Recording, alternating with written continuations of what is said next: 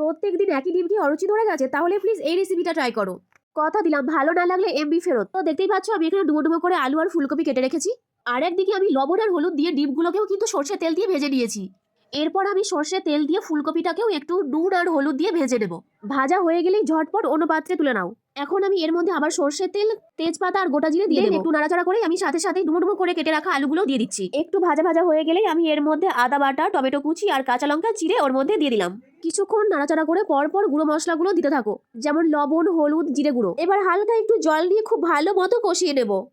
কষানো আমার হয়ে গেছে। ঠিক এই পর্যায়ে আমি ভেজে রাখা ফুলকপি নাড়াচাড়া করে আমি এখন এর মধ্যে গরম জল অ্যাড করে দিলাম। জল দেওয়া হয়ে গেলে এবার এটাকে ঢেকে দিন। কিছুক্ষণ পরে ফিরে এসে দেখে নিন যে আলুগুলো সেদ্ধ হয়েছে কিনা। এই তো একদম পারফেক্ট সেদ্ধ হয়ে গেছে। এখন আমি একদম সামান্য অল্প একটু চিনি অ্যাড করছি। এই চিনিটা দেওয়াতেই কিন্তু স্বাদটা পুরো একদম অন্যরকম অসাধারণ হয়ে যাবে।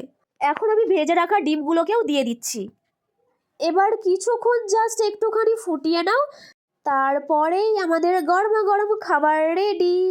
তোমাদের এত সুন্দর একটা খাবার রেসিপি করে দেখালাম, এবারে প্লিজ সাবস্ক্রাইব তো করে দাও।